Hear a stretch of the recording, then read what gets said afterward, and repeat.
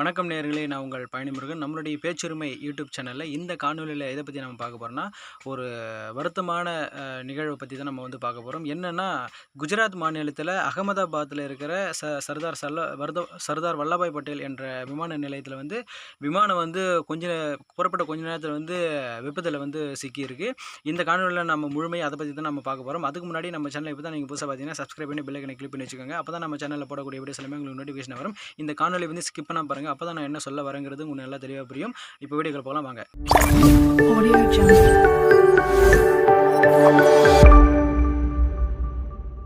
நேயர்களே, குஜராத் மாநிலத்தில் இருக்கிற சர்தார் வல்லபாய் பட்டேல் விமான நிலையத்திலிருந்து ஏர் இந்தியா நிறுவனத்தினுடைய ஒரு விமானம் வந்து B787 என்ற ஒரு விமானம் வந்து மதியம் ஒரு மணி 1:30 மணி அளவில் வந்து புறப்பட்டிருக்கு. எங்கன்னா அகமதாபாத்திலிருந்து லண்டனில் உள்ள கேட்விக் என்ற நகரை நோக்கி சென்றிருக்கு.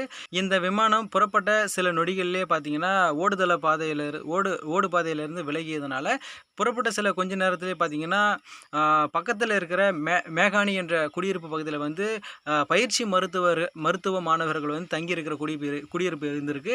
அந்த குடியிருப்பில் பார்த்தீங்கன்னா அந்த மாணவர்கள் வந்து மதிய வேலை என்றதுனால வந்து உணவு அருந்த வந்திருக்காங்க.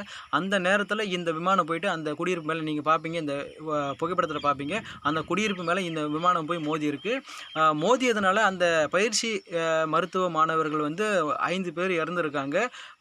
15 பேர் வந்து படுகாயம் அடைஞ்சிருக்காங்க. ஆனால் இன்னொரு முக்கியமான விஷயம் என்னென்னா, இந்த விமானத்தில் பயணித்தவங்களுடைய எண்ணிக்கையையும் எத்தனை பேர் உயிர் இழந்திருக்காங்கன்னு சொல்லிட்டு ஏர் இந்தியா விமானம் வந்து எக்ஸல் பக்கத்தில் வந்து பார்த்தீங்கன்னா லிஸ்ட்டு வந்து குறிப்பிட்டிருக்காங்க. இப்போ நம்ம அதை பார்க்கலாம். இவ்விமானத்தில் 2 விமானிகள் 10 ஊழியர்கள் உட்பட 242 பேர் பயணம் செய்தனர். இதில் 169 பேர் இந்தியர்கள், 53 பேர் இங்கிலாந்தைச் சேர்ந்தவர்கள், ஒருவர் கனடா நாட்டைச் சேர்ந்தவர் என தெரிய வந்துள்ளது. 12 வயதிற்குட்பட்ட 14 குழந்தைகள் பயணம் செய்துள்ளனர். இந்த விபத்தில் தற்போது வரை 133 பேர் வந்து உயிரிழந்துள்ளதாக தகவல் வெளியாகியுள்ளது. இந்த விமானத்தில் பயணம் செய்தவர்களுடைய பட்டியலை வந்து குஜராத் மாநிலத்தினுடைய 16வது முதலமைச்சராக 2018 நினைக்கிறேன், 18லேருந்து 2014லேருந்து 21 வரைக்கும் வந்து பார்த்தீங்கன்னா ஆட்சி செய்த முதலமைச்சர் ஒருத்தர் வந்து அதில் பயணம் செஞ்சுருக்காங்க. அவருடைய நிலைமை என்னாச்சுன்னு தெரில. இப்போ அடுத்து வந்து இந்த விமான விபத்தை நேரில் கண்டவர் வந்து என்ன சொல்லியிருக்கிறாருன்னு சொல்லிட்டு இந்தியா டிவி வந்து அவருடைய பேச்சை வந்து பதிவிட்டிருக்காங்க. இப்போ அவருடைய பேச்சை வந்து நம்ம பார்க்கலாம். விமான விபத்தை நேரில் கண்டவர் கூறியது என இந்தியா டிவி செய்தி வெளியிட்டுள்ளது. அதில் விமான விபத்தை நேரில் கண்டவர் கூறுகையில், நான் வீட்டில் இருந்தபோது ஒரு பெரிய சத்தம் கேட்டது. என்ன நடந்தது என்று பார்க்க நாங்கள் வெளியே சென்றபோது காற்றில் அடர்த்தியான புகை மண்டலம் இருந்தது. நாங்கள் இங்கு வந்தபோது விபத்துக்குள்ளான விமானத்தின் குப்பைகள் மற்றும் சடலங்கள் எல்லா இடங்களிலும் சிதறி கிடந்தன என அவர் வந்து தெரிவிச்சார்னு சொல்லிட்டு இந்தியா டிவி வந்து அவரை பேட்டி எடுத்து போட்டிருக்காங்க. இந்த விபத்து தொடர்பாக வந்து மத்திய உள்துறை அமைச்சர் வந்து குஜராத் மாநிலத்துடைய முதலமைச்சர்லேருந்து அமைச்சர்களிலிருந்து காவல்துறையிலிருந்து எல்லா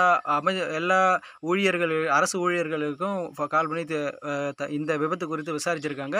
அது மட்டும் இல்லாமல் எல்லா உதவிகளையும் மத்திய அரசு வந்து செய்யும் சொல்லிட்டு அவர்கள் வந்து சொல்லியிருக்காங்க. அது மட்டும் இல்லாமல் பேரிடர் மீட்பு குழு வந்து இப்போ தீவிரமாக வந்து அங்கே வந்து பணியாற்றிட்டு இருக்காங்க. சடலங்களை எல்லாம் உயிரிழந்தவர்களை எல்லாம் மீட்டுட்டு வராங்க, உயிரிழந்த சடலங்களை எடுத்துகிட்டு வராங்க. அது மட்டும் இல்லாமல் பிரதமர் நரேந்திர மோடி அவர்களும் வந்து இது பற்றி வந்து விசாரணை செஞ்சுட்டு வராங்கன்னு சொல்லிட்டு நியூஸ் வந்து வெளியாயிருக்கு.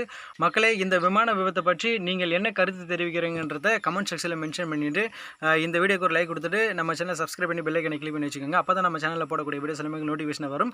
மீண்டும் இது சம்மந்தப்பட்ட வீடியோ வந்து இன்னும் நிறைய வரப்போகிறது. அதனால் சப்ஸ்கிரைப் பண்ணி பெல் ஐக்கனை கிளிக் பண்ணி வச்சுக்கோங்க. மீண்டும் ஒரு அடுத்த வீடியோவில் சந்திக்கிறேன். நன்றி, வணக்கம்.